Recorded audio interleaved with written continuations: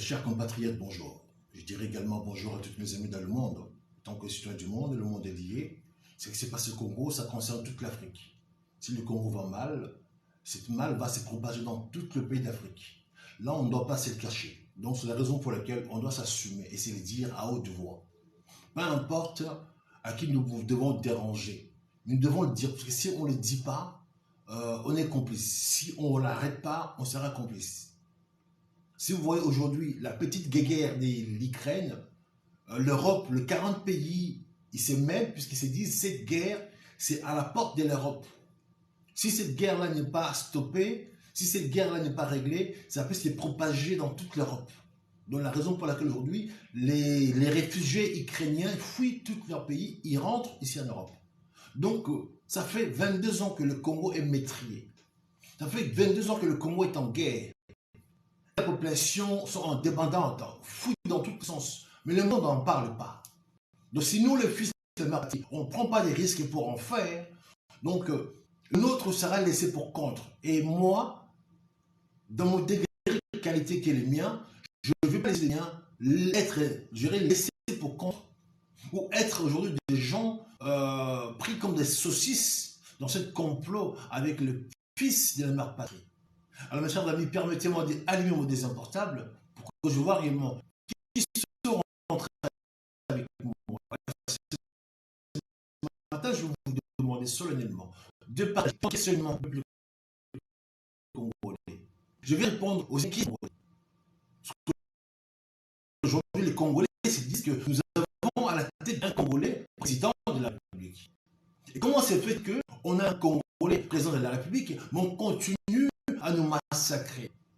On continue à violer nos femmes. Aujourd'hui, les Congolais, dans des zones où il y a des zones tampons, le peuple congolais se dit que les châtiments corporels, nos femmes sont fouettées devant leurs hommes. L'homme est fouetté devant sa femme. Donc, on bafoue réellement le sacré, on bafoue la famille. Et quand les femmes congolaises sont vraiment châtiées, fouettées au XXIe siècle par les propres noirs, alors je me dis, à l'époque, à l'esclavage, on était fouetté par Léopold II. On disait, oui, lui c'était le bourreau qui voulait dresser les nègres. Et maintenant, on voit les noirs lui-même fouetter son propre frère noir ou sa sœur noire au XXIe siècle. On voit les groupes rebelles qui ont pris des territoires commencer à fouetter un châtiment corporel, mais civisme, mais plus que ça, tu meurs. On fouette nos femmes, on fouette nos enfants, on fouette le mari.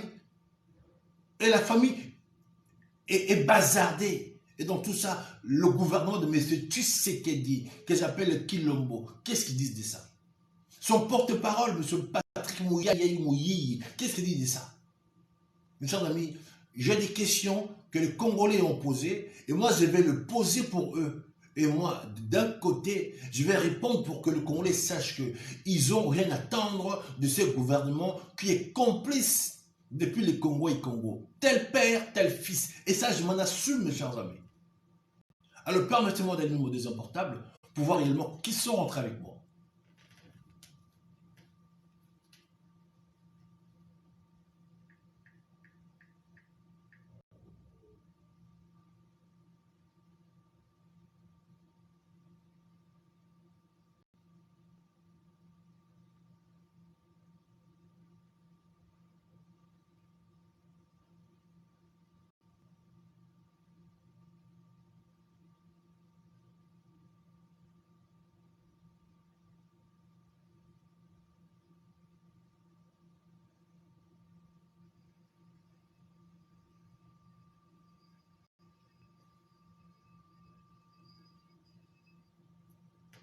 Alors, mes chers amis, vous qui venez de rentrer, je vous demande solennellement de partager. Tout simplement, puisque nous devons porter la voix des sans-voix. Nous devons défendre le nôtre face à cette complicité avec le pouvoir interne. Nous devons porter plus haut le malheur du peuple congolais. Mes chers amis, au moment où je vous parle, le Congo est en guerre. Le Congo est en guerre depuis 22 ans. Les peuples congolais subissent de barbarie, mais plus que ça, tu meurs. Mes chers amis, Le peuple congolais se pose des questions. Les Congolais, ils ont accepté que Tshisekedi soit leur président, parce qu'ils se disent, oui, on est au courant que depuis 1997, notre pays est agressé. L'agression du Zaïre a été camouflée, maquillée à une libération pseudo quelconque. Ou à sa tête, ces gens-là, les comploteurs, ils ont mis un Congolais pantin devant pour faire croire que cette libération, cette rébellion est une rébellion congolaise. Mes chers amis, je répète et je m'en assume, Mouzé Kabila, c'est pas lui qui a organisé cette rébellion. Dans cette rébellion de Mouzé Kabila, ce ne sont pas des Congolais qui ont combattu pour chasser Mobutu. Cette rébellion a été montée toute pièce par les étrangers, le pays voisin. Celui donc il a été mandaté pour organiser cette rébellion, c'est Kagame, avec son compatriote, Musevich. Kagame, il a été mandaté par les États-Unis. C'est Bill Clinton qui a financé l'agression du Zaïre. Il faut que le Congolais puisse comprendre.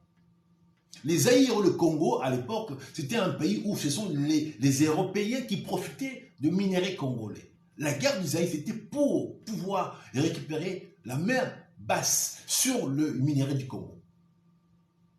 Donc, cette rébellion, c'était pour couper l'aile sous le pied des Occidentaux qui avaient la main sur le Zaïre.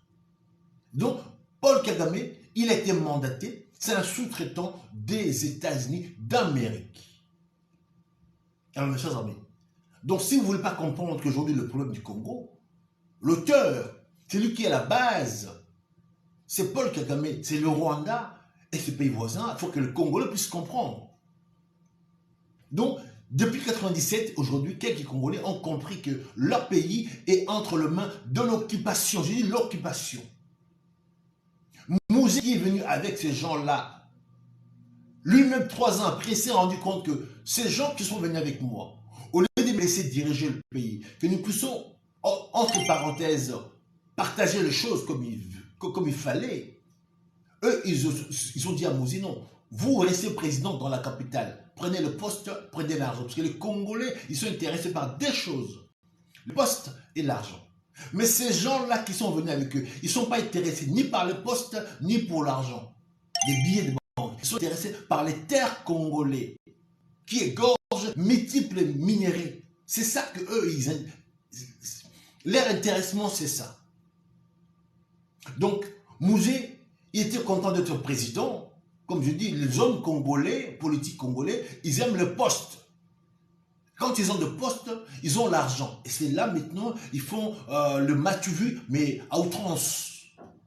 Mouzé était content, un rebelle dans un forêt quelconque, un trafiquant de je ne sais pas de quoi, dans la forêt, qui se retrouve président d'un pays qu'il n'a jamais vécu. Et Mouzé, président, et quand il s'est rendu compte que ces gens-là qui sont venus avec eux, c'est eux qui continuent à piller le pays. Il a dit non, on devait travailler proprement. Ils ont dit non, monsieur, vous êtes là, un président pantin, le pays là nous appartient. Si vous ne vous rappelez pas, on vous a fait signer cet accord de l'Herméra qui dit le sol et le sous-sol du Congo appartiennent à l'Alliance. C'est là où Mouzé a dit non. Mouzé a préféré changer sa veste, les renvoyer chez eux. Mais c'est eux-mêmes qui ont fait assassiner Mouzé. Pour nous mettre à la tête du Congo, ce soi-disant fils Kabila. Le Congo n'était pas géré un royaume ou une monarchie quand le père, la mère, le fils, il prend le pouvoir. Les Congolais, dans cette naïveté, ils ont accepté Kabila président. Alors que fils Kabila il ne devait pas être président à la mort de ce soi-disant père. Parce que si le président est mort, normalement selon la Constitution, les présidents de l'Assemblée devaient faire gérer l'intérim, au pire des cas, s'il y avait un vice-président. Alors, depuis l'entrée des fils Kabila au pouvoir, le Congo est réparti à l'occupation. Mouzé a tenté 3 ans après de les renvoyer ces gens-là chez eux. Et les fils nous ont encore, je dirais, fait répartir chez ces gens-là. Parce que Mouzé a montré du doigt, a cité les gens qui nous fait la guerre. Il dit, si on ne fait pas attention, on va devenir les esclaves de ces petits Tutsis, à citer leur nom, de Paul Kagame et de Museveni. Mais à sa mort, son soi-disant fils, il fait quoi? Il a fait quoi? Il est parti chez ces Tutsis. Qui a géré les Congo pendant tout ce temps-là? C'est pas Paul Kagame. Chaque samedi, M. James Kabarebe, qui fit le chef d'état-major de Musée, venait à Kinshasa pour donner, je dirais, des instructions à Kabila. Si vous ne savez pas des choses, on est censé à vous révéler des choses. Dans le Congo, pendant tous les règnes de Kabila, c'était convenu que Kabila soit président en fonction dans la capitale pour faire le beau et puis se mettre un peu l'argent dans ses poches. Et ces gens-là s'occupent de nos terres. L'occupation n'est pas intéressée par le poste. L'occupation n'est pas intéressée par des billets de banque. Et ils veulent les terres congolais. C'est là où le Congolais doit faire une nuance. Les Congolais, ils veulent des postes et les billets de banque. Les occupants, et ils veulent juste les terres congolaises. Dans ces terres congolaises, il y a les multiples minéraux, et là, ils raffolent. J'aurais voulu aider les Congolais, mes chers amis. À l'époque de Kabila, Kabila a fait 18 ans président. Il nous avait ramené sur sa petite famille. La soi-disant jumelle de Kabila. Madame Jeannette Kabila. Allez comprendre. Vous pensez que Kabila était con de laisser sa jumelle députée pendant 18 ans? Pourquoi Kabila n'a pas bombardé sa sœur à l'époque, ministre? Pourquoi Madame Jeannette Kabila est restée députée pendant 18 ans du pouvoir de son frère président?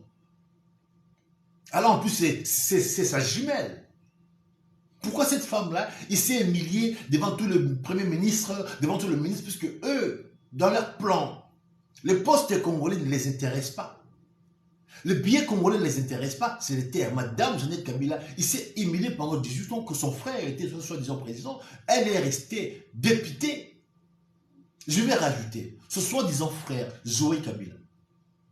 Pendant 18 ans, pourquoi Kabila n'a pas bombardé son frère Zoé Kabila, ministre de la Défense ou ministre je ne sais pas quoi? Zoé est resté député pendant 18 ans de Kabila.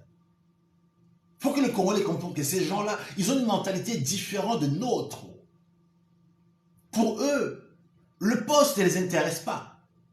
Le billet des banques, ils en ont besoin de temps à autre. Mais ce qui les intéresse, ils sont là parce qu'ils ont une mission. Zoé, il s'est fait humilier pendant 18 ans. Il disait bonjour, je dirais, à Bruno Tchubala, il baissait la tête. Il disait bonjour, je dirais, à Bati Bangata, le premier ministre, il baissait la tête. Mais entre Bruno Tchubala et Zoé Kabila, qui avait peur de l'autre? Il était député, mais il était le président dans cette assemblée. Parce que c'est les frères du président. Pour vous dire que ces gens-là, ils ont une vision de voir des choses qu'ils n'ont rien à voir avec les Congolais. Donc eux, ce qui les intéresse, c'est les terres du Congo. La raison pour laquelle pendant 18 ans de Kabila, l'occupation a progressé. Ils ont pu avoir leurs terres, puisque eux, quand on parle des Kivu ou tout console, c'est leurs terres. Et jusqu'à la finalité aujourd'hui, le Roubaix-Roy, ministre de la décentralisation, pendant 18 ans de Kabila, pourquoi Roubaix-Roy est resté ministre de la décentralisation? Pour que ces gens-là puissent avoir leurs terres. Si le Rwanda était un pays modèle, construit, pourquoi les Rwandais qui sont au Congo ne sont pas répartis, je dirais, chez eux? Le Rwanda, c'est un pays, je dirais, montagneux et cailloux. Donc, on ne peut pas faire l'agriculture ou manger proprement de bons légumes. Donc, ces gens-là, ils ont besoin d'avoir des terres où ils peuvent, je dirais, faire le pâturage de leurs vaches, où ils peuvent créer l'élevage ou créer complètement des champs. Donc, Roubaix-Roy a fait un travail pour faciliter le leur d'avoir des terres. Donc les leurs aujourd'hui, ils ont des terres, ils ont créé des terres spéciales pour eux, parce que depuis le Congo et Congo, chaque peuple est lié, attaché à ses terres. Quand on pose des questions à ces gens-là, les Banyamulenge, que vous dites que Banyamulenge, c'est quoi leurs terres? Ils n'ont jamais eu des terres. C'est la raison pour laquelle aujourd'hui, Roubaix-Roy a fait les pieds et les mains pour donner à ses frères un portion de terre. Maintenant, et le nôtre vient pourquoi? Pour, je dirais, légaliser, mes chers amis. Donc, pour que vous puissiez savoir que le Congo est sous occupation depuis l'entrée de Musée. Kabila a fait que perpétrer cette occupation. Kabila a permis que l'occupation prenne des racines. Le Rwanda, c'est un tout petit pays. Ne pourrait pas avoir tout le Congo. Donc, ils ont travaillé, mais vraiment comme des termites dans un poutre pour avoir la main basse sur le Congo. Pendant ce temps-là, Kabila était président, le Rwanda s'est fait construire par le Congo. Toutes les guerres de l'Est, c'est fait pour qu'ils puissent avoir des parts de terre. À chaque fois quand il y a des groupes armés qui sortent quelque part, le groupe tampon, les zones tampons, mes chers amis, ça sert à quoi? Pour qu'on puisse exploiter les minéraux congolais sans qu'on puisse demander au gouvernement central. Alors mes chers compatriotes, vous voulez qu'on vous dise des choses comment? Donc aujourd'hui, Kabila, quand son règne est arrivé à la fin, il a vu qu'il ne peut plus continuer. Qu'est-ce qu'il a fait? Kabila nous a pris juste notre frère qui était déjà dans la complicité depuis longtemps. Le père de Tshisekedi, il fit déjà Kolabo. Tshisekedi père a fait tuer aux Congolais 37 ans de soi-disant combat. Puisque Tshisekedi, il était opposant de Mobutu. Les matins et les soirs, ils mangeaient ensemble. Mobutu a accepté le multipartisme. Pourquoi? Pour calmer les jeux des Américains. Il a dit, bon, ok, moi je vais rester dans l'impère. Vous allez créer UDPS. Qui a créé l'impère? C'est le Congo ne sait pas. C'est le fondateur de l'impère, c'est Papa Tshisekedi personnel. Ok? C'est lui qui a créé l'impère parti-État. Donc, dans leur jeu, président Mobutu, il reste président. Et Tshisekedi passe à l'opposition pour montrer au monde entier qu'au Zaïre, il y a un semblant de démocratie. Et cet jeu a duré 37 ans. Les Congolais ont perdu 37 ans dans un combat où les deux protagonistes savaient qu'ils jouaient un jeu. Papa Tshisekedi a fait tuer les temps au peuple congolais avec cette soi-disant opposition où tout le soir, il s'est retrouvé, il buvait du champagne, il prenait cette enveloppe. Donc, le père Tshisekedi n'avait pas l'intention de libérer le Congo, lui ou le Zaïre, n'avait pas l'intention de gérer le Congo, la raison pour laquelle il n'a jamais préparé pour accéder au trône. Le combat de Tshisekedi pendant toute sa vie, c'était juste l'opposition surtout, sans jamais chercher à apporter des solutions ou bien être prêt à aller être président. Alors vous pensez que si le fils a vu son père faire pendant tout ce temps-là, aujourd'hui le fils devient président, vous pensez que le fils a pour mission de faire mieux que son père, monsieur? Non, monsieur. J'aurais voulu que le Congolais sache aujourd'hui que notre soi-disant frère, Tshisekedi, il est dans les registres, il est dans les pas de son père. C'est le fils de son père. Son père, il fit collabo. J'assume mes propos. Son père a fait tuer les Congolais les temps inutilement parce qu'il jouait un double jeu. Un coup, il était opposant et le soir, il mangeait avec Mobutu, mes chers amis. On est tous les fils, je dirais, des mouvanciers dans ce pays-là. Oui, je suis désolé, mes chers amis. On a vécu dans les cercles de pouvoir. Je sais de quoi je parle. Alors aujourd'hui, tu sais qu'il y a des présidents. Les Congolais, ils se disent, ok, Kabila a été soi-disant rwandais, et maintenant on a le fils de la mère patrie, Toche Karapwa, on accepte quand même qu'il soit président, même s'il n'a pas été élu par nous. Mais alors j'aurais voulu voir maintenant que l'homme à qui les Congolais ont porté leurs espoirs fasse des choses pour trouver la solution à leurs problèmes. Non, tu sais qu'elle est venu au pouvoir, comme tous les hommes congolais. Tu sais qu'elle dit, c'est le poste qui l'intéresse et les billets des banques. La raison pour laquelle tu sais qu'elle dit, pour que puisse soutirer des billets de banque dans notre pays, il a multiplié des voyages. Pourquoi? Parce qu'à chaque voyage, le président décaissait dans la caisse de l'État 2 500 000 $. Comme argent de poche, subsistance. Donc, il est rentré au pouvoir, tu sais qu'elle dit, n'avait pas une maison à Kinshasa. Le président Tshisekedi n'avait pas une maison à lui à Kinshasa. Il vivait chez ses parents à Limité. Donc, pour qu'il puisse créer un petit pactole, donc il a commencé à multiplier des voyages. Au premier voyage qu'il avait fait, il a fait semblant de ramener un peu l'argent, de ramener dans la caisse de l'État. Mis à part cette action où il avait remis l'argent dans la caisse de l'État, est-ce que tu sais qu'elle dit, pendant tous ces multiples voyages qu'il a fait, il vous a rendu ne fût qu'un centime. Tous ces voyages étaient pour soutirer l'argent de la caisse de l'État. En même temps, pour chercher à aller faire valoir ou crédibiliser son pouvoir que tout le monde avait fustigé en disant que oui, ces messieurs n'ont pas gagné les élections. Vous n'avez pas entendu le ministre français Le Drian en disant que oui, cet arrangement, c'est un arrangement géré à l'africaine. Pourquoi les Européens, à la finalité, ils ont dit accepter, ok, dans ces cas, on le laisse président. Puisque tu sais qu'aujourd'hui, joue le jeu des Occidentaux. Je parle français et en France.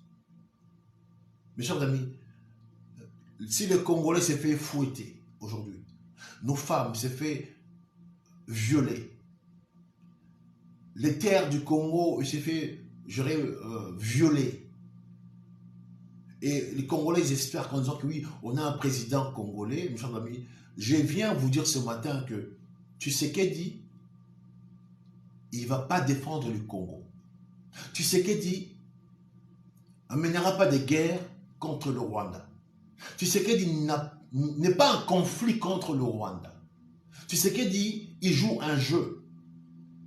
Il faut qu'il fasse croire aux Congolais que je suis en guerre avec Kagame pour que le plan de Kagame continue, gérer en coulisses. Comme son père, il faisait semblant dire aux Congolais à l'époque, je suis opposant de Mobutu, même l'insultait.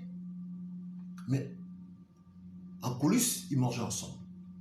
Quand tu sais qu'il commence à crier Paul Kagame, Kagame, Rwanda, Rwanda, c'est pour que les Congolais pensent que réellement il est en guerre avec Kagame. Tshisekedi n'est pas en guerre avec le Rwanda. Tshisekedi, malgré tout ce que le Rwanda font au Congo, au vu de tous à l'œil nu, Tshisekedi ne porte pas des actions concrètes pour montrer les signes, oui, je veux défendre mon pays. Depuis ce soi-disant conflit a commencé, vous avez entendu Tshisekedi porter des actions concrètes ou son gouvernement? Mis à part des dénoncements, un gouvernement qui s'est transformé à se plaindre. Alors que vous avez un pays où il y a tout pour mener des guerres à qui on veut. Tshisekedi et son gouvernement, il s'est spécialisé à se plaindre. Kagame me viole, Kagame me tape, Kagame, donc c'est un enfant à qui on fouette, lui il prend le temps d'aller se plaindre au monde entier. Qui ne sait pas que Kagame a porté une mission pour vous fouetter, hein, comme il faut le dire, et de temps en temps découper vos populations. Si je pose la question aujourd'hui, est-ce que M. Tshisekedi, depuis qu'il a commencé à se plaindre, quelles sont les actions concrètes qu'il a portées contre Kagame? Quelles sont les actions concrètes qu'il a portées contre l'Ouganda? Mes chers amis, notre frère, c'est le mal absolu. Notre frère, il est dans le registre de son défunt père, Tshisekedi Omoloba. Les fils ne font pas autre chose. Les lions ne font pas de moutons. Si son père est fils collabo, oui, lui, c'est un collabo. Et j'assume mes propos. Donc la raison pour laquelle aujourd'hui, l'agression que le Congo subit aujourd'hui, mes chers amis, pour vous dire, Tshisekedi vous portera pas, la réponse. Tshisekedi, il est là pour légaliser, légitimité l'occupation. Tshisekedi, c'est un menteur puisque lui tu meurs. Le Banyamulenge sont des Congolais. Pourquoi vous battre pour des morceaux de terre alors que cette groupe de Inig africains que nous allons créer, qui va devenir votre pays de tous? On nous tue pour nos minéraux, tant qu'à faire, il faut le donner. Comme je dis, l'homme politique congolais, la seule chose qui l'intéresse, le poste et l'argent. Alors ces gens-là, l'occupant, la seule chose qui les intéresse, c'est les terres. Paul Kagame a dit ouvertement, d'ici 2025, ici, il faut qu'il puisse y récupérer les Kivu, les Kivu.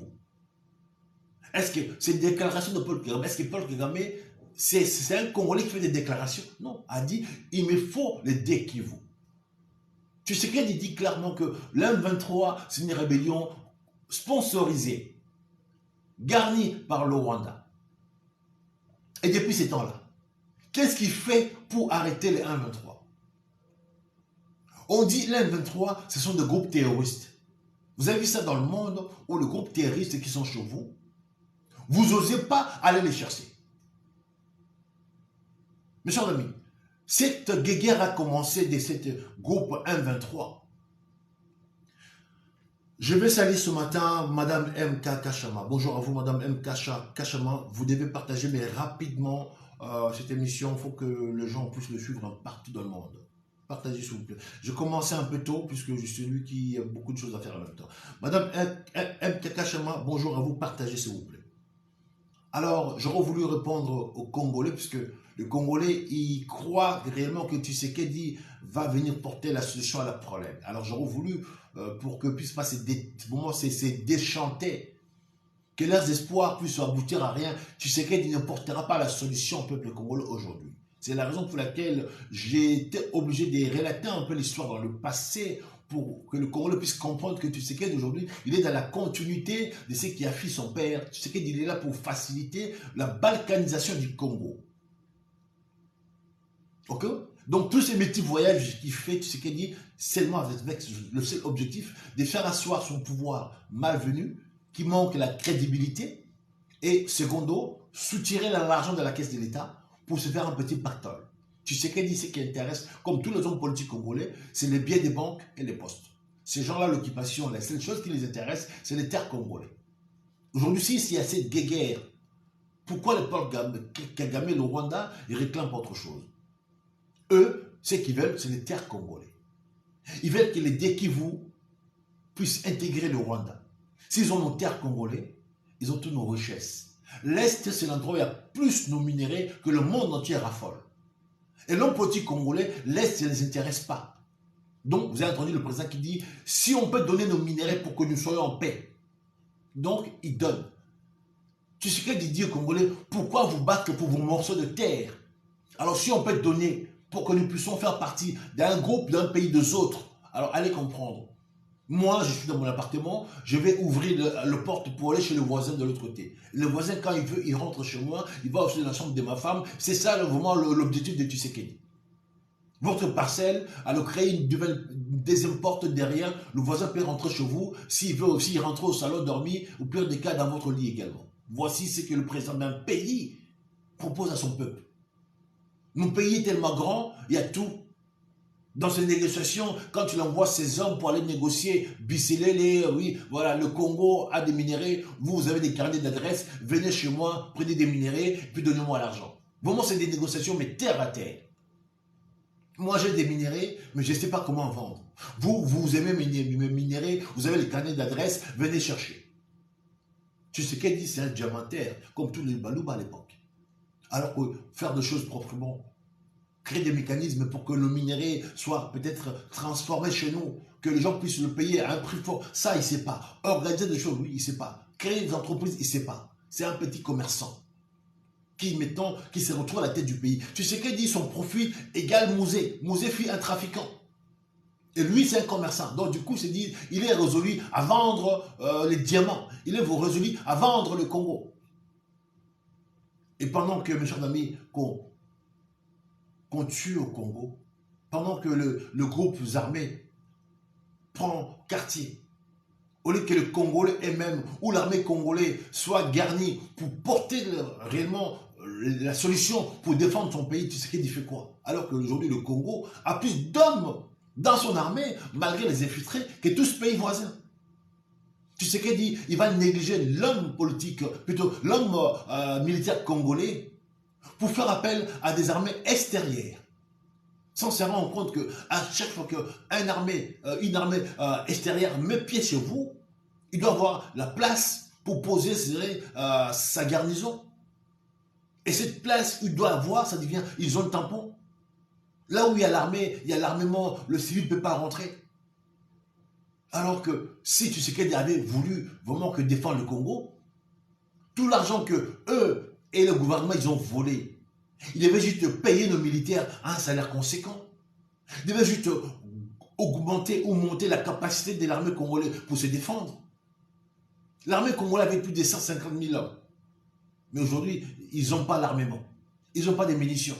Ils n'ont pas l'équipement. Comment voulez-vous faire des guerres? Alors le groupe rebelle, c'est des petits groupes, avec des hommes, mais qui marchent avec des petites kalachnikovs rayées. Dans un pays qui se respecte aujourd'hui, on a répertorié plus de 400 groupes armés. Alors que la MONUSCO est là pendant tout ce temps-là. La MONUSCO pendant tout ce temps-là, quels groupes armés que MONUSCO a désarmés? Si le Congolais ne veut pas composer aujourd'hui, tu sais qu'il dit, il est dans le plan des autres. La MONUSCO est là pour faciliter les sales boulots, que le Congo soit ingérable. Parce que si la MONUSCO voulait vraiment défendre le Congo, il y a longtemps, il devait défendre le Congo.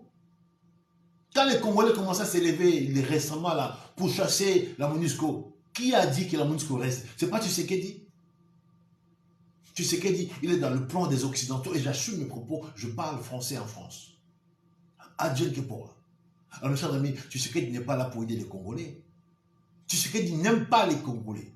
Ces messieurs n'aiment pas les Congolais. Et ils n'aiment pas les Congos non plus. Tshisekedi, il aime seulement l'argent du Congo et le foufou du Congo. La raison pour laquelle aujourd'hui, le massacre des peuples congolais ne les intéresse pas. Allez comprendre, un président dans un pays en guerre, lui, n'a jamais été là pour réfléchir ensemble avec ses généraux comment faire pour arrêter les guerres de mon pays. Et récemment, là, un pays où il y a eu un attentat à la bombe, où il y a plus de 15 personnes qui sont mortes, le président a pris son avion et est parti à Davos. Vous avez vu ça où? L'autre président d'un pays africain, puisqu'il y a un coupure d'électricité chez lui, il dit non, non, je ne voyage pas. Juste pour un coupure d'électricité. Il dit non, je vais régler les problèmes des coupures parce que mes concitoyens, j'ai beaucoup de commerçants qui ont des provisions, il ne faut pas que ça puisse tomber à l'eau. Cyril Ramaphosa a annulé son voyage, je dirais, à Davos, juste puisqu'il y a une coupure d'électricité. Coupure. Personne n'est mort, ni son champ, juste une coupure d'électricité. Alors tu sais qu'il dit 15 personnes mortes à l'attentat à la bombe, découpées, déchiquetées. Et 65 personnes blessées, mais mal, grave. Le monsieur a pris son avion et est parti à Davos. Alors j'aurais voulu le voir à Davos. Dire voilà, je suis venu pour vous dire que mon pays est maîtrisé. Mais dit non, je suis venu pour que le Congo continue à être un pays de solution. Le Congo doit continuer à donner ses minéraux. Le Congo doit servir ses minéraux. Le Congo doit continuer à être le vache chalet. Mais la vie des concitoyens congolais, vous vous inquiétez pas, on s'en fout de ces gens-là. Alors que j'aurais voulu que ce président puisse dire voilà, allez comprendre le pays, entre parenthèses, solution, on tue dans ce pays-là. Alors que Tshisekedi a de quoi à faire chanter le monde. Si vous ne réglez pas le problème de la barbarie dans mon pays, je vais fermer mes frontières. Les minéraux congolais ne seront plus livrés. On peut faire un chantage au monde entier, peu importe si ça tiendra ou pas. Mais Tshisekedi, qu'est-ce qu'il fait? Mes chers amis, pour vous dire que Tshisekedi n'est pas dans le plan de Congolais. Tshisekedi, actuellement, il est dans le plan des Occidentaux. Le Congo sera balkanisé et j'assume mes propos.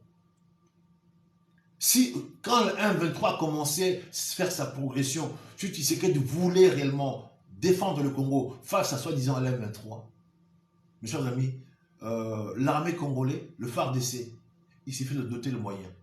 Ils ont plus d'hommes. Et l'M23, à l'époque, c'était une armée de bras cassés. Même si aujourd'hui, l'M23 est sponsorisé par le Rwanda, mes chers amis, le Rwanda a une armée de 33 000 hommes, 33 000 hommes. Donc le Rwanda ne peut pas faire la guerre et gagner le Congo. À 33 000 hommes, le Congo a 150 000 hommes. L'homme qui vous parle, donc j'enseigne. Ok? Le Rwanda ne pourrait jamais gagner la guerre aux Congolais. Ok? Le Rwanda ne peut pas avoir le Congo dans son entièreté. La raison pour laquelle ils se sont associés avec d'autres pays pour prendre le Congo en saucisse. Aujourd'hui, si l'M23 fait de progression, puisque c'est le plan de Tshisekedi, allez comprendre le porte-parole de M23, M. Willy Ngoma, Major Willy Ngoma, soi-disant Major, qui ne sait pas qu'il fait, il fait membre de l'IDPS. Willy Ngoma, le porte-parole de M23, il fut membre de l'IDPS. Alors les Congolais s'est fait embaucher. On met devant pour faire croire que leur mouvement de rébellion sont des mouvements congolais. Comme Mouzé, la rébellion de AFDEL, on l'avait mis devant pour faire croire aux Congolais c'est une rébellion congolaise. Comme mon grand frère Jean-Pierre Memba, sa rébellion MLC, on l'avait mis devant comme le patron de MLC, cette rébellion, mais son rébellion de MLC a été garnie, fournie par l'Ouganda. Donc les Congolais acceptent les sales boulots pour nous faire croire, pour nous endormir, mais pour l'intérêt des autres. Donc Jean-Pierre Bemba, sa rébellion de MLC, ça a été fourni, garni par l'Ouganda. Et j'assume. Mouzé, le père Mouzé, là, Mouzé, sa rébellion de AFDEL a été garnie par ces gens-là. Lui, il était juste là comme un pantin. Aujourd'hui, le 1-23, on dit c'est un mouvement congolais. On voit des majors Ngoma, Willy Ngoma présent devant. C'est le Rwanda qui est derrière. Si Tshisekedi voulait réellement que les 1-23 soient stoppés, mes chers amis, on a de quoi stopper le 23. Je dis, on a de quoi stopper le 23 à la seconde, mes chers amis. Mais Tshisekedi ne veut pas qu'on stoppe le 23. Nous déclarer l'état de siège. Pour quel résultat? Pendant qu'il y avait l'état de siège, excusez-moi, je ne peux pas répondre. Pendant qu'il y avait l'état de siège, mes chers amis, vous n'avez pas vu 1-23 continuer à faire sa progression? Voilà, le président du Congo, au lieu d'être là pour défendre réellement la patrie et ses concitoyens, non. Il regarde à gauche. Tu sais qu'il laisse faire des choses. L'1-23 a commencé à se constituer, prendre de force, grossir au vu de tous. L'état des sièges qu'ils ont fait pour bazarder le Congo, pour que chaque groupe s'occupe d'un coin du Congo. Les deux gouverneurs de chaque coin, les généraux gouverneurs, chacun vient d'un pays. Qui ne sait pas que le gouverneur général de Kivu là, il était dans la rébellion des Aïe Ngoma. Les Congolais, il est d'accord à donner son pays, puisque lui veut juste avoir un poste. Le Congolais est d'accord à vendre son peuple, parce que lui veut juste l'argent. L'homme politique congolais, la seule chose qui les intéresse, c'est le poste et les billets des banques. Mais ces gens-là, mes chers amis, la seule chose qui les intéresse, c'est les terres congolais. Et pour ça, ils sont fidèles. Ils ont un business plan. Ils travaillent pour avoir les terres congolais, puisque dans les terres congolais, c'est là où il y a tout. Quand on va vous nommer ministre ou président, vous serez président pour 5 ans.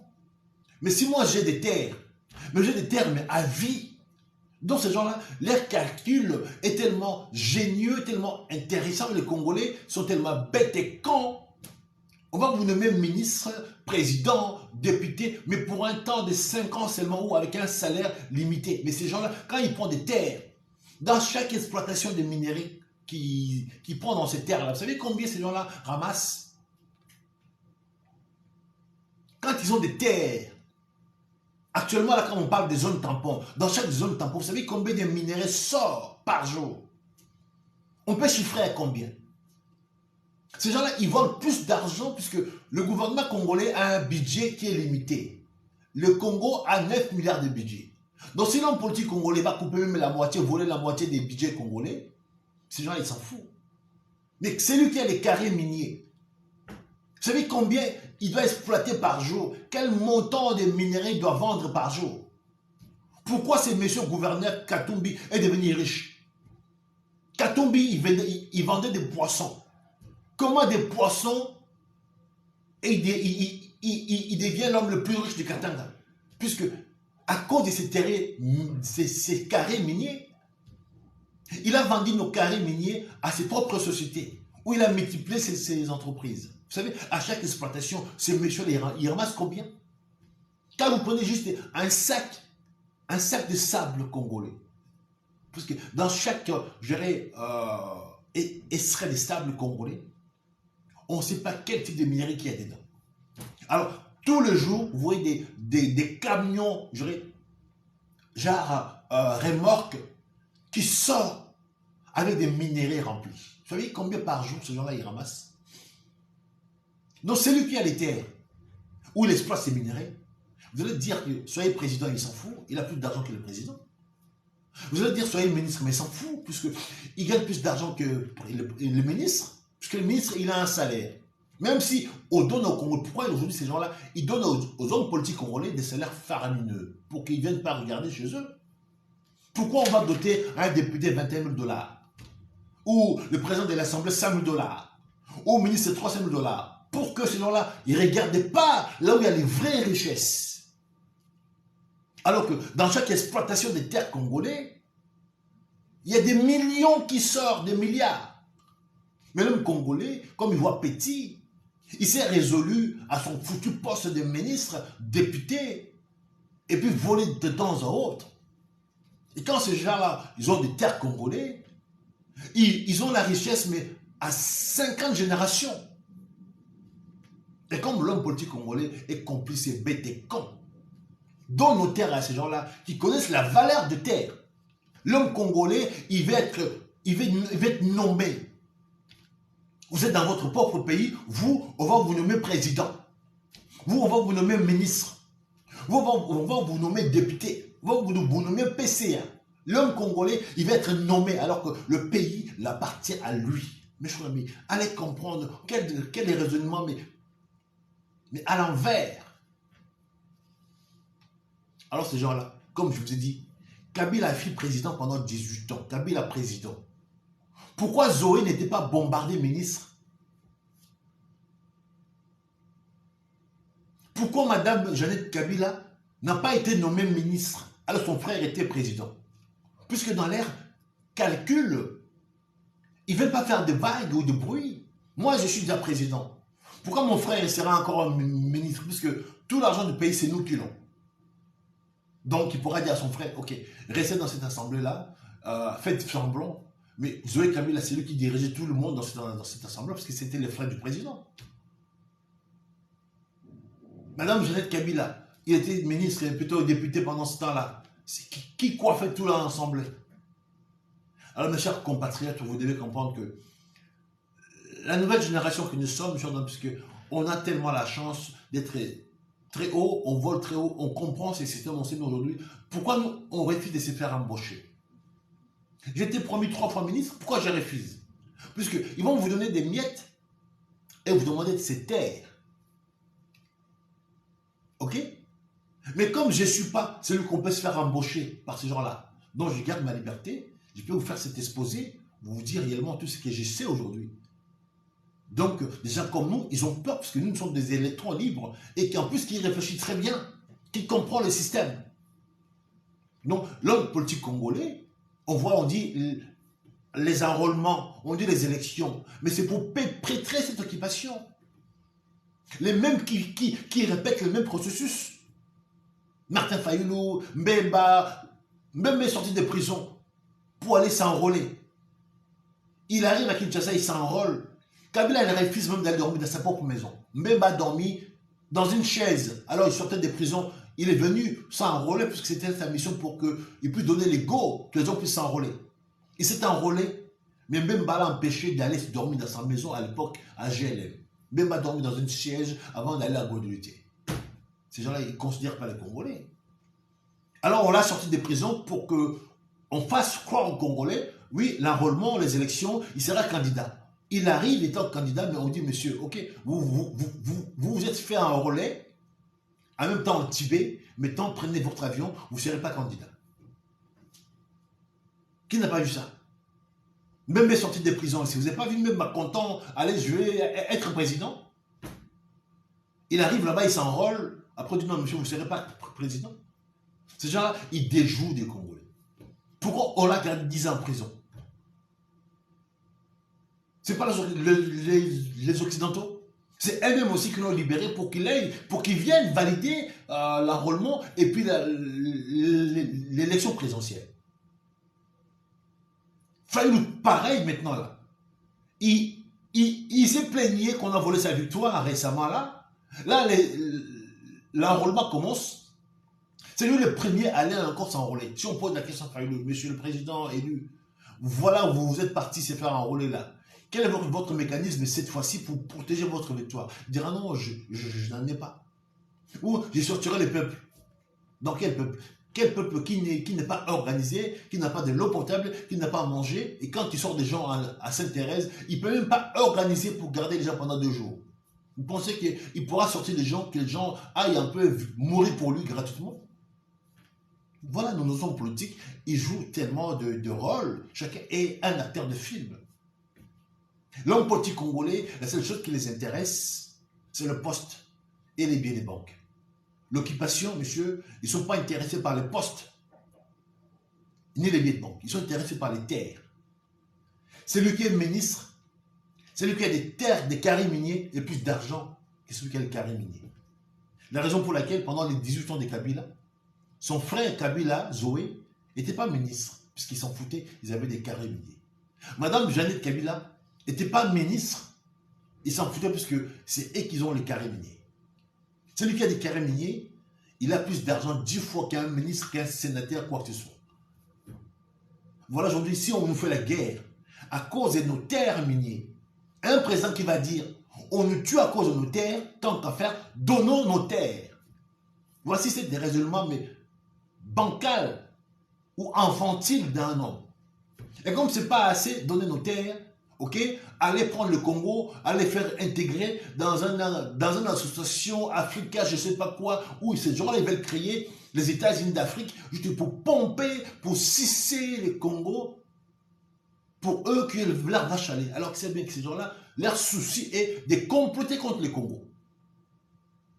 Et ils pensent que les groupes armés qui ramènent, c'est pour ce nom. Ces gens-là, ils n'aiment pas les Congos, les 9 pays voisins. Ils ne peuvent pas aimer les Congos. Leur souci est d'intégrer le Congo pour piller le Congo. Est-ce que tu sais que d'ici c'était un Congolais de bon sens? Vous ne pouvez pas comprendre que les 9 pays voisins sont des pays pauvres. La seule chose qui les intéresse, c'est les minéraux congolais.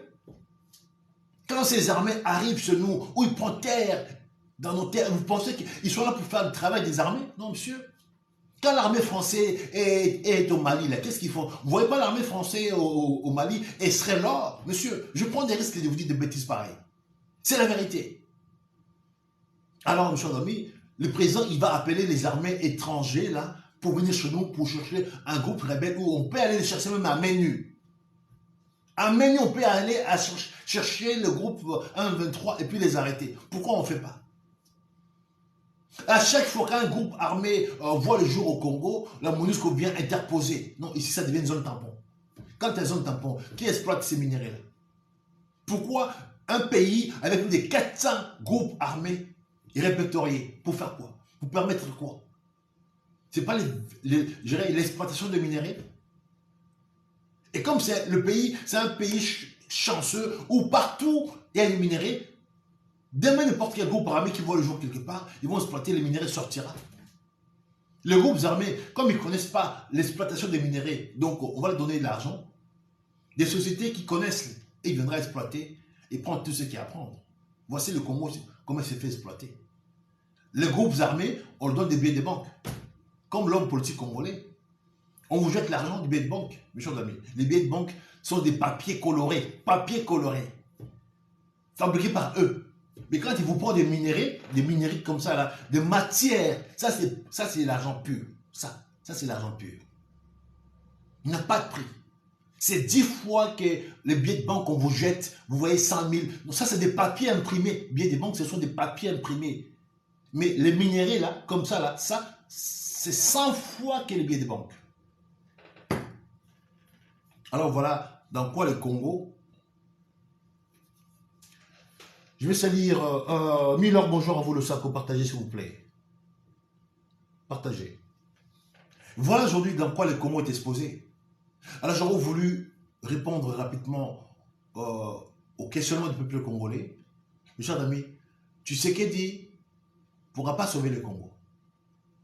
Tu sais qu'Edi ne pourra pas défendre le Congo. Ok? Si tu sais qu'il défend le Congo, mes chers amis, j'arrête de parler. Là, actuellement, mes chers amis, et récemment, là, l'attentat à la bombe, la population métrier, ils n'ont même pas été assistés. Les gens morts en question, là, le gouvernement congolais ne les a même pas enterrés. Les 65 blessés ne sont pas assistés, ne sont pas évacués. Le Congo, ou un pays où il n'y a pas des ambulances, il n'y a pas des hôpitaux. On a un président sapé comme jamais. Dans chaque voyage, il y a 2,5 millions. Avec 2,5 millions, dans un coin comme à Litouri, messieurs, les gens vont dormir dans des maisons, préfabriquées. Moi, je parle, il y a plus de 8 700 déplacés de force, des Congolais, qui sont à la Belle Étoile, à Litouri. que les groupes armés fait exprès pour chasser la population. Parce que l'objectif, c'est quoi? C'est de chasser la population pour que ces zones restent des zones, je dirais, libres pour faire l'exploitation. Au Congo, il y a les minéraux partout. Dans tous les villages là où il y a les gens, il y a les minéraux. Je vais me rappeler pourquoi il y a eu Kamona Sapo. Kamona Sapo, ces gens-là, ils ont détecté dans leur terre, dans leur village, avec des minéraux juteux, des minéraux très intéressants qu'on devait exploiter. Pour exploiter ces minéraux, puisque aujourd'hui, il n'y a plus la justice. Quand ils ont créé l'état de siège, ça veut dire que l'état policier, c'est la police qui fait régner l'ordre dans un état. Donc, l'effet de faire changer la règne, l'état policier de l'état militaire, les militaires ne sont pas là pour faire justice. Voici ce que font aujourd'hui les militaires, c'est ça. Dans tout le coin, aujourd'hui, il y a l'état de siège, il n'y a plus la justice. La police qui doit arrêter quelqu'un, on doit l'amener devant un juge, on va la juger pour savoir s'il est coupable ou pas coupable. Donc, il n'y a plus ça. L'armée ne fait pas la police. L'armée ne juge pas les gens. L'armée, c'est la barbarie. Donc, si mettons dans le village, vous voyez ça là, bientôt ça va généraliser partout, puisque l'état de siège veut ça. La justice n'existe plus. La présomption d'innocence n'existe plus. On arrête quelqu'un, pour oui ou non, on peut même le tuer. Cette femme, qu'est-ce qu'elle a fait pour subir ce genre de châtiment corporel devant son mari? Quand on va fouetter une femme avec un bâton pendant 5 minutes, pendant 3 minutes, est-ce qu'après cette châtiment, ces blessures, il sera soigné par quel hôpital? Comment cette femme va s'occuper de son mari, de ses enfants? Comment elle va s'asseoir? Donc tout ça, le gouvernement congolais, est-ce que aujourd'hui le monde est lié? Quand ces gens-là, les rebelles, qui prennent le Congolais, qui fouettent le Congolais, et qui les filment, qui les partagent au monde entier, comment voulez-vous que le Congolais soit respecté? Si ce n'est pas l'humiliation. Et le gouvernement congolais, quand tu vois ça, est-ce qu'ils se disent, ok, on va aller chercher à délivrer notre population dans les zones aujourd'hui où il y a ces rebelles? La population congolaise aujourd'hui, il se retrouve prise en otage. Dans chaque coin aujourd'hui où il y a des rebelles qui ont pris nos terres, les populations sont devenues des monnaies d'échange. On dit au gouvernement congolais, dans ces coins, il y a tellement de la population, si vous venez, il y aura la mort des populations. Donc ça veut dire que vous devez seulement négocier et non pas faire la guerre, puisque si vous faisiez la guerre, on risquerait de tuer la population. Donc la population congolaise devient comme des boucliers, mais en même temps des otages face à ces groupes rebelles. Et voilà pourquoi aujourd'hui, par exemple là, dans ce village, où une femme doit se faire fouetter pour des choses que je ne comprends rien. Et le gouvernement central, la police congolaise n'existe plus dans ce coin-là, puisque l'état des sièges veut que la police, l'état policier n'existe plus. Dans l'état des sièges aujourd'hui, c'est l'état militaire qui prend le règne. Donc voilà, dans l'est du pays, on a des gouverneurs militaires.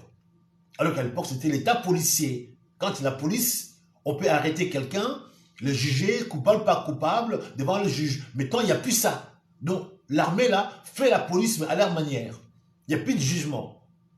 On peut vous tabasser, vous tuer, puisque ce sont des militaires. Ils font la guerre. Est-ce que le gouvernement congolais, il ne voit pas ça? L'humiliation que les Congolais sont victimes aujourd'hui, dans cette humiliation, qu'est-ce qu'ils disent de ça? Mes chers amis, pour dire que tu sais qu'elle dit, c'est le mal absolu pour le Congo. Tu sais qu'il est dans le plan de l'occupation.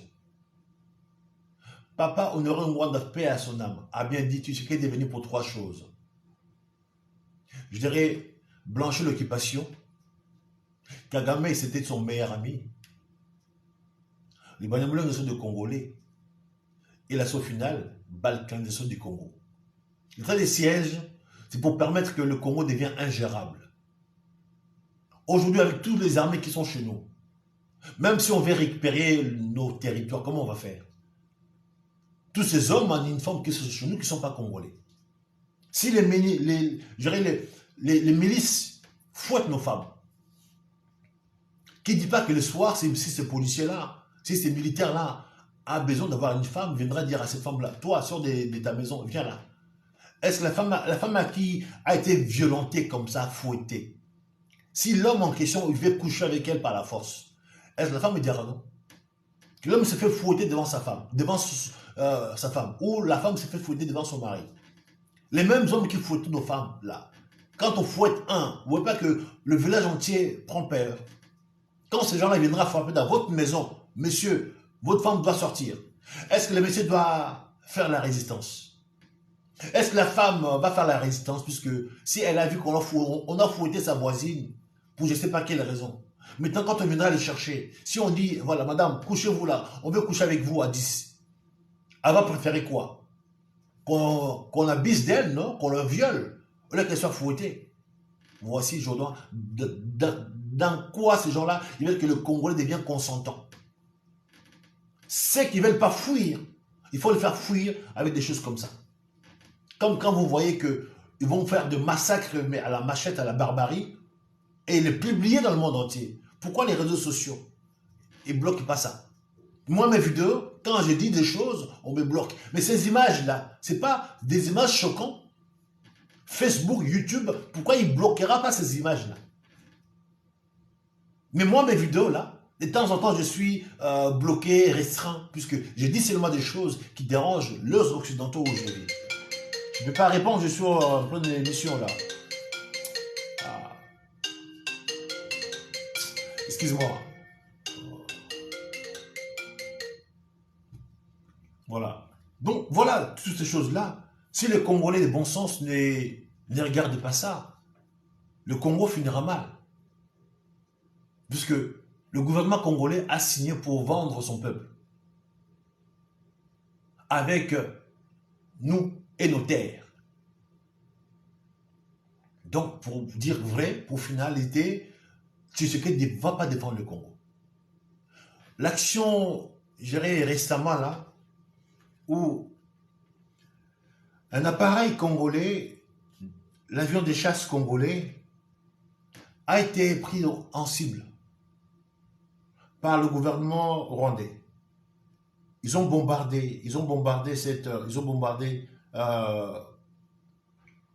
l'avion congolais.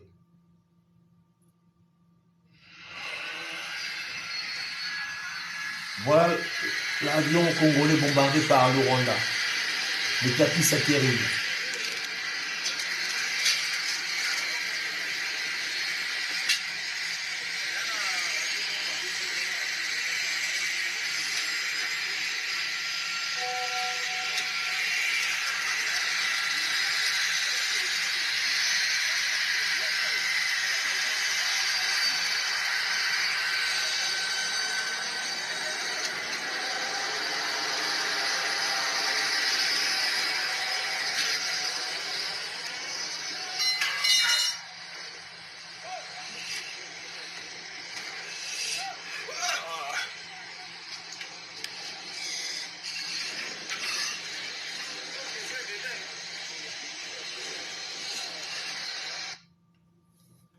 Mes chers amis, cette action qui vient de se passer là,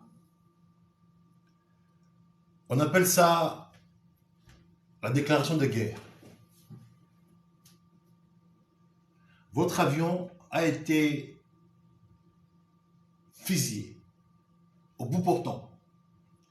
Si le pilote était distrait, au moment où je parle, l'avion congolais là devait être, je dirais, à terre et bombardé. Vous comprenez? Ça, c'est une déclaration de guerre. J'en parle parce que je maîtrise. Le Rwanda a bien répondu, c'est nous qui avons tiré sur votre avion.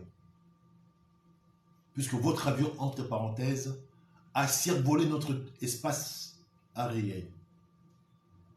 Si le Rwanda tire sur l'avion congolais, puisque l'avion congolais a volé leur espace aérien.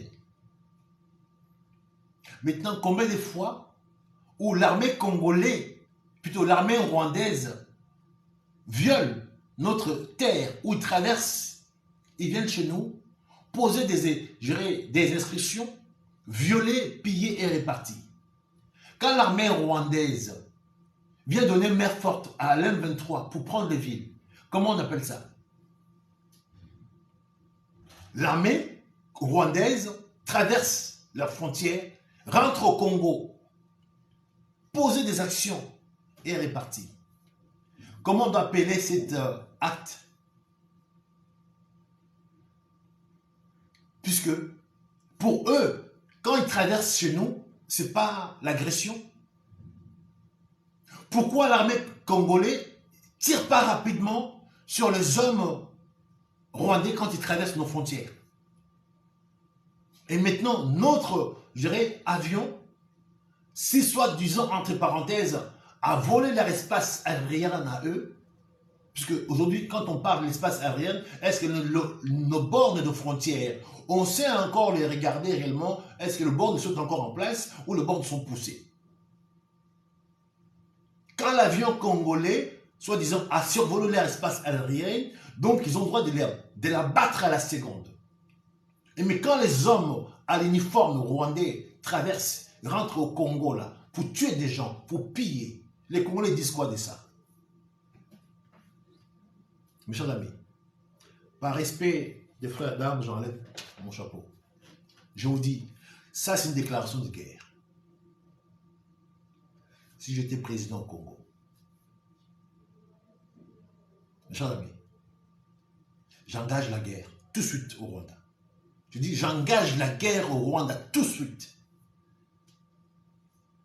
Il n'y a pas à se comprendre. J'engage la guerre tout de suite au Rwanda. Je dis, j'engage la guerre.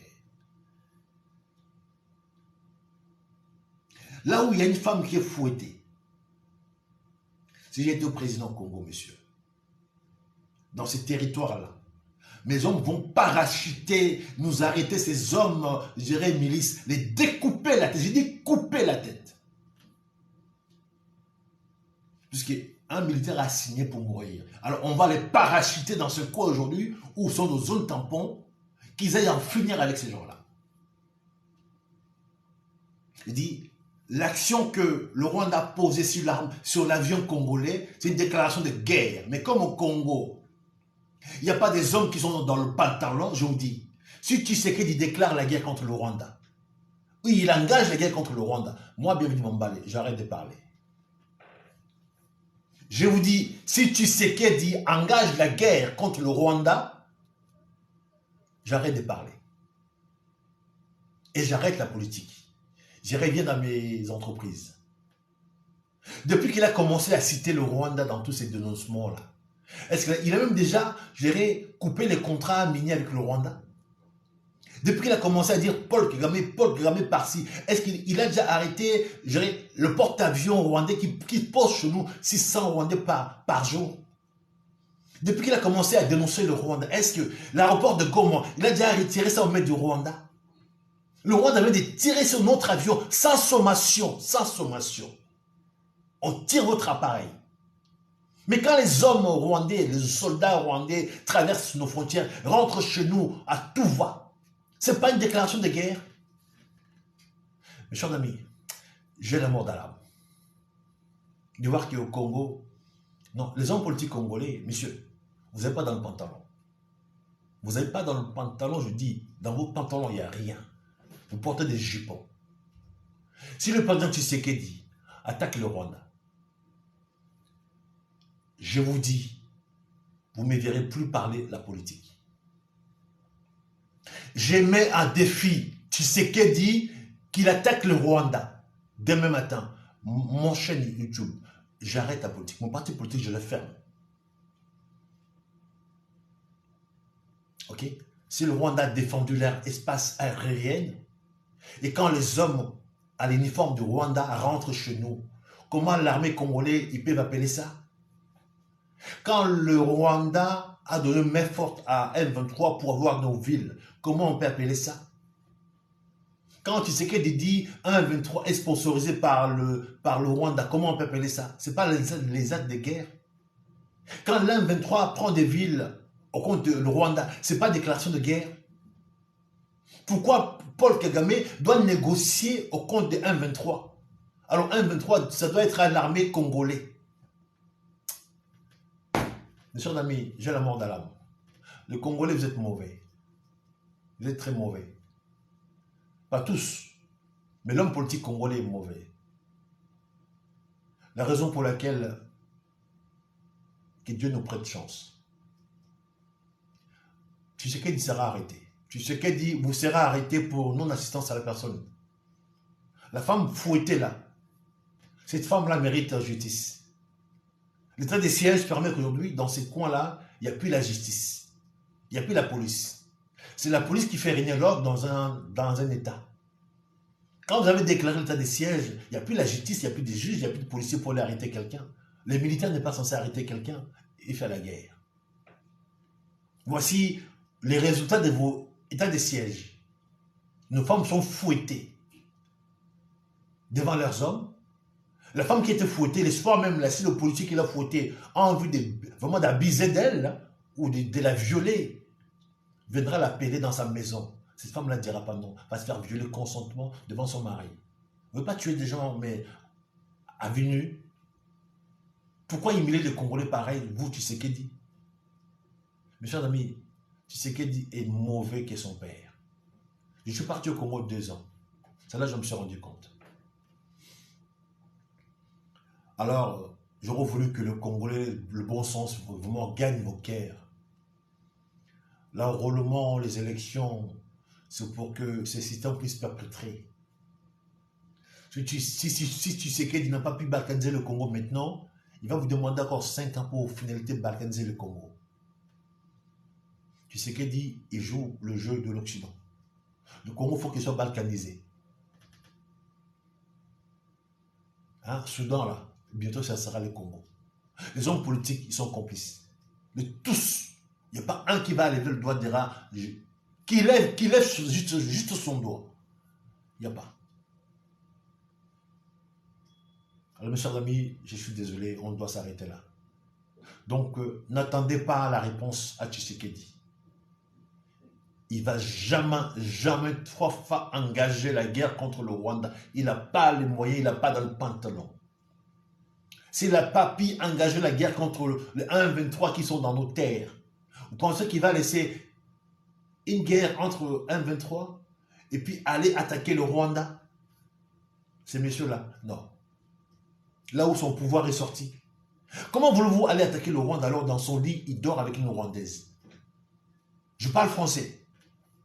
Tshisekedi dit comment il va attaquer le Rwanda ou dans son lit, il dort avec une Rwandaise dans son lit. Vous allez faire la guerre au pays où vous dormez avec leurs femmes. Quand la guerre il va commencer à être chaud là, quand on va appeler la femme, on dira, madame, votre mari là, il nous tue beaucoup là, qu'est-ce qu'on fait avec lui? Tshisekedi ne peut pas engager la guerre avec le Rwanda parce que dans son lit, il y a une Rwandaise. Et j'assume mes propos. Et Tshisekedi, il roule pour les camps adverses. Alors le peuple congolais, vous êtes livrés à vous tout seul. Mes pensées vont à ces femmes fouettées devant leur mari. Mes pensées vont à ces hommes fouettés devant leurs femmes. Mes pensées vont à ces femmes violées devant leurs enfants parce que les rebelles qui sont dans ce coin où ça devient des coins de non-droit, les zones tampons, c'est ça. L'état des sièges, c'est ça. Tu sais qu'il a livré le Congo et les Congolais à la barbarie. Au XXIe siècle, on tabasse nos femmes, on viole nos femmes au vu de tous. Monsieur, honte à vous. Je préfère m'arrêter là pour ne pas dire beaucoup de choses sous l'émotion.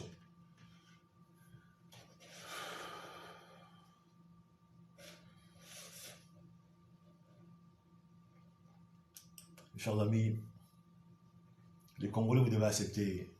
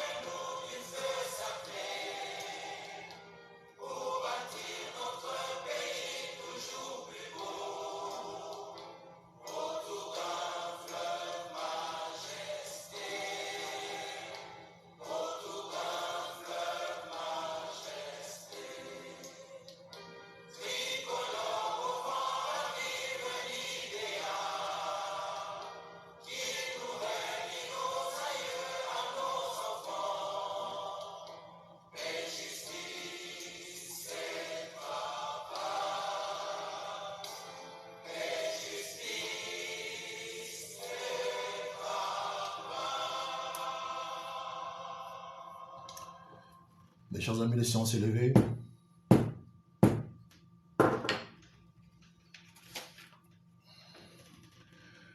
Bon, alors, oh, je fais un gros bisou à ma petite sœur ce matin, Esther Nzoïba. Gros bisou à toi. Zété Yamoubessou, bonjour à toi. Meilleurs vœux, plutôt, voilà, meilleurs vœux. De toute façon, on est encore dans cette année. Donc, je vous souhaite beaucoup de choses. Hein. Donc, vraiment partager que le message puisse arriver à quel droit. Je veux que ces messages puissent arriver rapidement à Tshisekedi. Alors, vous devez tous partager, puisque le Congo mérite mieux que ça. Milord, partagez s'il vous plaît. Partagez. MK Kachama, partagez. Vous savez, je suis celui qui s'élève tôt. Voilà, partagez. Le Congolais doit être défendu. Et malheureusement, l'homme politique congolais actuel, c'est lui qui est dans sa complicité. On voit nos femmes fouettées devant tout le monde. Et la femme qui a été fouettée le soir, même quand on viendra la voir pour la violer, excuse-moi, ma petite sœur est là. Qu'est-ce qu'elle dira à cette femme-là? Elle dira quoi à cette femme-là? Quand on viendra la violer par le policier qui l'a violée, plutôt qui l'a fouettée, est-ce qu'elle dira non? Non, la raison pour laquelle je vous dis, mes chers amis, la nouvelle génération, les Congolais, où on s'organise, où le Congo doit tomber, mais à 5 générations. Ces gens-là, ils ne veulent pas le poste et l'argent. Ces gens-là, ils veulent les terres du Congo. L'homme politique congolais, lui, il veut le poste et l'argent. Donc, on a la vision différente. Je vous ai dit, Kabila, président pendant 18 ans, son frère Zoé est resté député. Pourquoi Kabila n'a pas nommé son frère ministre? Parce que ça ne les intéresse pas. Sa sœur jumelle est restée députée pendant 18 ans. Ces gens-là, ils ont une vision différente. Kabila, ces gens-là, les Tutsis, sont des gens-là, ils veulent coloniser l'Afrique. Au moment où je vous parle, bon, mon émission est terminée, allez comprendre pourquoi le Rwanda achète des terres au Congo-Brazzaville. Quand Paul Kagame achète des terres à Congo-Brazzaville pour faire soi-disant les champs, mais allez voir dans ces terres-là où il achète des terres pour faire les champs, mais ce sont des hommes à l'uniforme qui sont là. Leur mission, c'est d'encercler les Congo-Kinshasa. Comme ils ont fait à l'Est, ils vont encercler bientôt la capitale congolaise, là. Le jour où vous vous levez, là, ceux qui sont en Brazzaville, ils vont traverser, vous mater à Kinshasa. Je vais m'arrêter là.